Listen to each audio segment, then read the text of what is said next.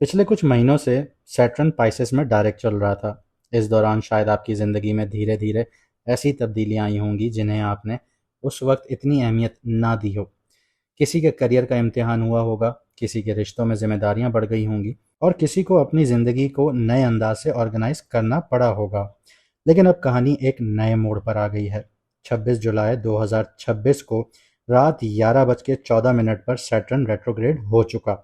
अक्सर लोग Saturn retrograde को सिर्फ डिलेज या प्रॉब्लम से जोड़कर देखते हैं, लेकिन क्लासिकल वैदिक एस्ट्रोलॉजी के मुताबिक सैटर्न रेट्रोग्रेड का असल मकसद सज़ा देना नहीं होता, बल्कि रिव्यू करवाना होता है।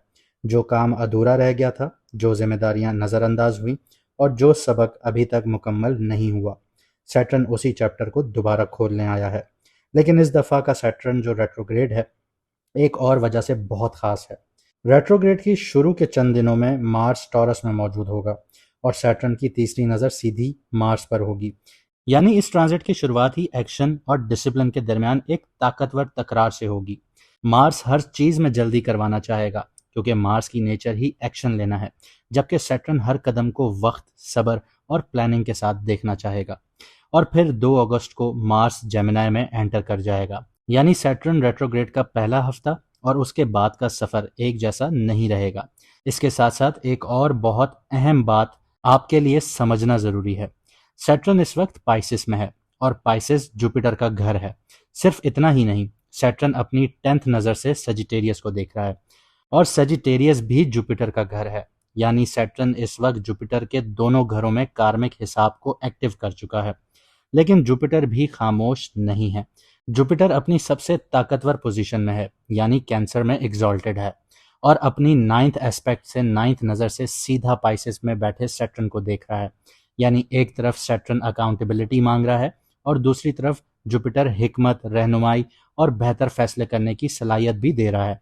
इस वीडियो में हम सिर्फ ये नहीं देखेंगे कि सैटर्न किस घर में बैठा है, हम ये भी समझेंगे कि सैटर्न की तीसरी, 7वीं और 10वीं जो नज़र है आपके मून साइन के किन घरों को एक्टिवेट कर रही है।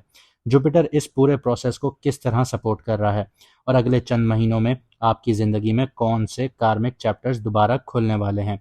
लेकिन उससे पहले अगर आपको अपना मून साइन नहीं पता तो कमेंट सेक्शन में अपनी ओरिजिनल डेट ऑफ बर्थ लिखिए, आपको आपका मून साइन बता दिया जाएगा।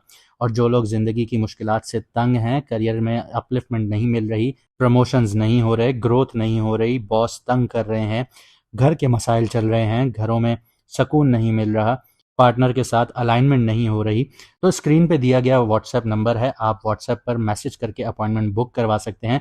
फीस 50% ऑफ है लिमिटेड टाइम के लिए, और याद रखिएगा स्लॉट्स भी लिमिटेड होते हैं।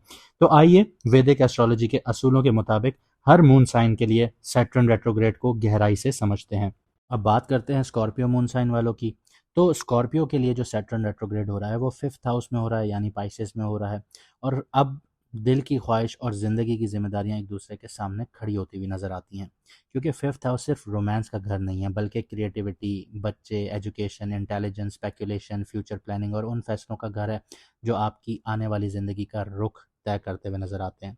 पिछले कुछ महीनों में शायद आपने किसी रिलेशनशिप में इन्वेस्ट किया हो, किसी क्रिएटिव प्रोजेक्ट पर काम शुरू किया हो, या अपने फ्यूचर के लिए कोई बड़ा प्लान बनाया हो। अब सैटर्न रेट्रोग्रेड एक बहुत अहम सवाल यहाँ पे पूछता हुआ नज़र आता है, वो ये कि क्या आपके जो फैसले थे सिर्फ जज्बात पर मबनी थे या उनके पीछे प्लानिंग भी है। सैटर्न यहाँ पर जो है ये क्रिएटिविटी को ख़त्म बिल्कुल भी नहीं करता, ये उसे स्ट्रक्चर देता है। सैटर्न 5th हाउस में है, जहाँ पे आपकी लव, क्रिएटिविटी, फ्यूचर प्लानिंग्स आ जाती हैं और इनका रिव्यू भी आ जाता है, क्योंकि सैटर्न रेट्रोग्रेड हो रहा है तो ये ऑडिट करेगा। तो यहाँ पे इमोशनल डिस्कशंस का रिव्यू होगा। अगर किसी रिलेशनशिप की बुनियाद कमज़ोर है तो उसमें डिस्टेंस या रियलिटी चेक आते हुए नज़र आएंगे। अगर रिलेशनशिप ट्रस्ट और रिस्पेक्ट पर बना है तो वो और मेच्योर होता हुआ नज़र आएगा। स्टूडेंट्स के लिए ये बहुत सीरियस प्रेपरेशंस का वक्त है। क्रिएटिव लोगों के लिए इंस्पायरेशन से ज़्यादा कंसिस्टेंसीज का इम्तिहान होगा। और जो लोग स्पेकुलेटिव इन्वेस्टमेंट्स या हाई रिस्क ट्रेडिंग में हैं, उन्हें हर फैसला बहुत सोच समझ कर करना होगा। सैटर्न की जो तीसरी नज़र है वो पड़ती है आपके 7th हाउस पर, और 7th हाउस जो है वो जो है टॉरस है। और ये आपकी शादी का घर है, बिजनेस पार्टनरशिप्स का घर है, कॉन्ट्रैक्ट्स का घर है, क्लाइंट्स का घर है, आपके पब्लिक इमेज का घर है। रिलेशनशिप और जो पार्टनरशिप्स हैं इनमें रिस्पॉन्सिबिलिटीज़ आपको बढ़ती हुई नज़र आएंगी। अगर पार्टनर के साथ कम्युनिकेशन क्लियर नहीं होगी तो मिसअंडरस्टैंडिंग सामने आती हुई नज़र आएंगी आप लोगों को। जो लोग बिजनेस पार्टनरशिप्स में हैं उनके लिए एग्रीमेंट्स का रिव्यू करना बहुत ज़रूरी होगा। वो सामने भी आना शुरू हो जाएंगी चीज़ें। सैटर्न यहाँ पे यही चाहता है कि हर रिश्ता बैलेंस और अकाउंटेबिलिटी पर चले। इसके अलावा सैटर्न की जो सातवीं नज़र है वो विर्गो पर पड़ती है, जो कि आपका 11th हाउस है। 11th हाउस जो है वो आपका इनकम है, गेन्स है, नेटवर्किंग है, फ्रेंड सर्कल्स है, आप लोगों का लॉन्ग टर्म गोल्स हैं। और यहाँ पे सैटर्न क्वालिटी ओवर क्वांटिटी का लेसन देगा। हर दोस्त आपका वेल विशर नहीं है, हर अपॉर्चुनिटी प्रॉफिटेबल नहीं होगी। सैटर्न आपको सिखाएगा कि कम लोग लेकिन सही लोग, ये एक बहुत इंपॉर्टेंट आपकी ज़िंदगी का चैप्टर होगा। इनकम धीरे धीरे स्टेबल होती हुई नज़र आएगी अब, क्योंकि पिछले 3-4 साल जो थे वो आप लोगों ने बहुत मुश्किल में गुजारे। लेकिन शॉर्टकट बिल्कुल भी काम नहीं करेंगे, ये चीज़ याद रखिएगा। अब सैटर्न की 10वीं नज़र की बात करूं तो वो सजिटेरियस पर पड़ती है, जो कि आपका सेकंड हाउस है। सेकंड हाउस एक्टिवेट होता है तो यहाँ पे पैसों के मामला एक्टिवेट होते हैं, सेविंग्स एक्टिवेट होती हैं, फैमिली एक्टिवेट हो जाती है, स्पीच एक्टिवेट हो जाती है, वैल्यूज़ एक्टिवेट हो जाती हैं। तो फाइनेंशियल प्लानिंग बहुत ज़रूरी हो जाती है। तो अगर अननेसेसरी स्पेंडिंग्स चल रही हैं तो सैटर्न उन पर कंट्रोल मांगेगा। फैमिली के अंदर कम्युनिकेशन भी मेच्योरिटी मांगेगी। कभी कभी एक अल्फाज भी रिश्तों को बना देगा या बिगाड़ देगा, क्योंकि यहाँ पे आपका स्पीच का घर है, आपकी वाणी का घर है, ज़बान का घर है। तो अगर आपके अल्फाजों का चुनाव गलत होगा तो आपकी चीज़ें बिखरना शुरू हो जाएंगी, जैसे आप लोगों ने पिछले 2.5 साल फेस किया। सैटर्न चाहता है कि आप बोलने से पहले सोचें यहाँ पे। अब बात करते हैं उस चीज़ की जो यहाँ पे प्रोटेक्टिव इन्फ्लुएंस क्रिएट कर रहा है। जैसे जुपिटर एग्जॉल्टेड है कैंसर में और ये आपके 9th हाउस में बैठा है। ये बहुत सपोर्टिव प्लेसमेंट है। और जुपिटर जो है वो luck, higher education, father, mentor, long distance travel, wisdom के घर में बैठा है और इनको एक्सपेंड कर रहा है।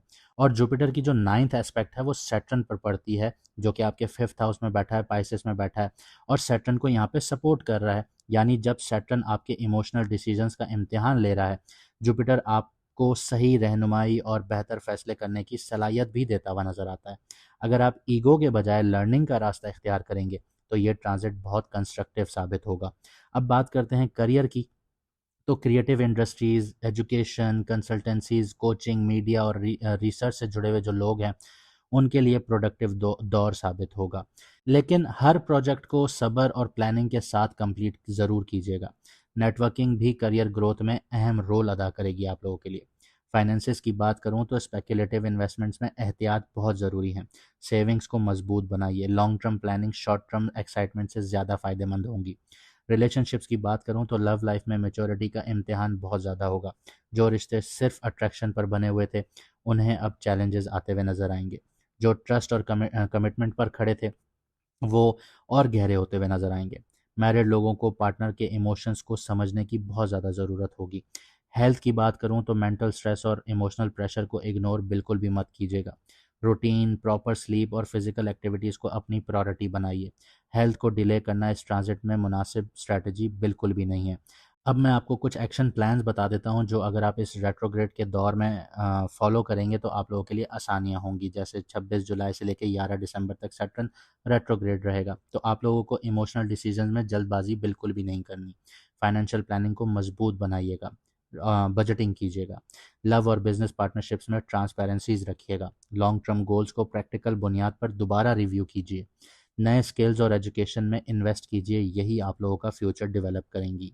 उम्मीद करता हूँ आपको वीडियो पसंद आई होगी। अगर आप लोग अपॉइंटमेंट लेना चाहते हैं तो व्हाट्सएप का नंबर आपकी स्क्रीन पर आ रहा है, मैसेज करके अपना अपॉइंटमेंट बुक करवा लीजिए। फीस 50% ऑफ है और लिमिटेड टाइम पीरियड के लिए है और लिमिटेड स्लॉट्स हैं।